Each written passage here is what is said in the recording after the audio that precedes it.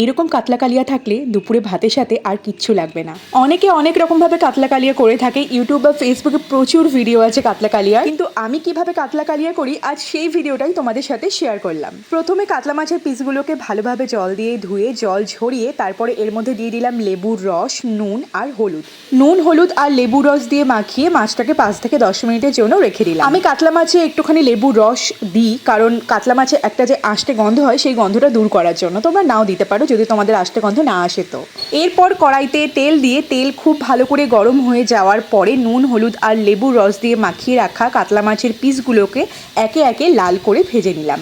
খুব বেশি লাল করে আমি মাছ ভাজা পছন্দ করি না, আমার মাছ শক্ত জিনিসটা ভালো লাগে না, ওর জন্য আমি হালকা লাল করে ভেজে নিলাম। ওই কড়াইতেই আরও বেশ খানিকটা তেল দিয়ে গোটা গরম মশলা ফোড়ন দিলাম। গোটা গরম মশলার মধ্যে দিয়ে দিয়েছি তেজপাতা, শুকনো লঙ্কা, এলাচ, লবঙ্গ, দারচিনি আর একটুখানি জয়িত্রী।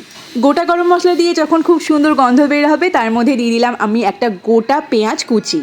পেঁয়াজ যখন হালকা লাল করে ভাজা হয়ে যাবে তার মধ্যে দিয়ে দিলাম হাফ পেঁয়াজ বাটা আর আদা রসুন বাটা। আমি এখানে রসুনের পরিমাণটা একদম কম নিয়েছি, 3 থেকে 4 কোয়া রসুন দিয়েছি আর রসুনের থেকে আদার পরিমাণটা বেশি নিয়েছি।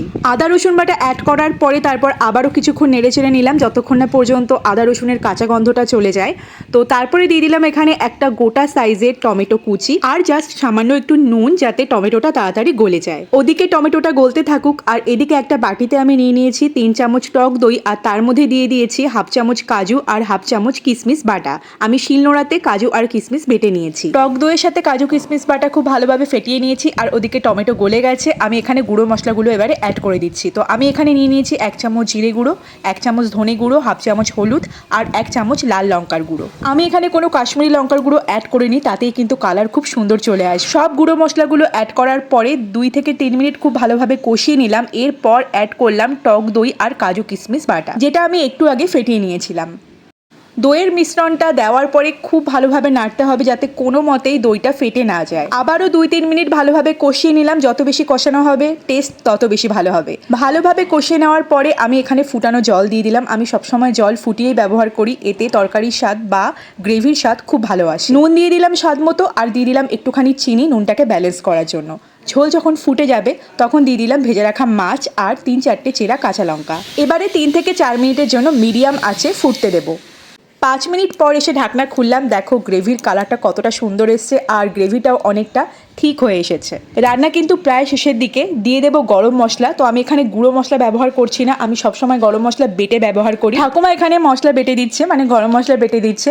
আমি এখানে নিয়ে নিয়েছি 2টো এলাচ, 2টো লবঙ্গ আর 2 ইঞ্চি দারুচিনি। শিলনোড়া যদি না ব্যবহার করতে চাও তোমরা গুঁড়ো মশলাও ব্যবহার করতে পারো, মানে গুঁড়ো গরম মশলা, কিন্তু বাটা মশলার আলাদাই স্বাদ হয়। দিয়ে দিলাম গরম মশলা বাটা, তারপরে হালকা একটু নেড়ে চেড়ে নিলাম। বেশি নাড়াচাড়া করা যাবে না, মাছ ভেঙে যেতে পারে। আচ্ছা, কেউ যদি ঘি ব্যবহার করতে চাও একটুখানি ঘি অ্যাড করতে পারো, আমি এখানে ঘি দিইনি। ব্যাস, কাতলা কালিয়া তো আমার এখানে একদম রেডি। গ্রেভির কালারটা দেখো, টেক্সচার দেখো, সব কিছু কতটা পারফেক্ট এসেছে। আমি কিন্তু এখানে কোনো কাশ্মীরি লঙ্কার গুঁড়ো ব্যবহার করিনি, তাও কালারটা কতটা সুন্দর এসেছে। এবার তো টেস্ট করার পালা, আর টেস্ট কীরকম হবে সেটা তো তোমরা বলবে। এভাবেই বাড়িতে কাতলা কালিয়া করে আমাকে কমেন্ট করে জানিও যে কেমন খেতে হয়েছে। আর আমার কর্তা মশাইয়ের এক্সপ্রেশন দেখে তোমরা তো বুঝতেই পারছো যে রান্নাটা কতটা ভালো হয়েছে, কতটা সুন্দর হয়েছে। তাহলে চলো আজকের মতো টাটা। ভিডিওটা ভালো লাগলে অবশ্যই লাইক করে প্রোফাইলটাকে ফলো করার অনুরোধ রইল। চলো টাটা, দেখা হচ্ছে নতুন ভিডিও নিয়ে খুব তাড়াতাড়ি।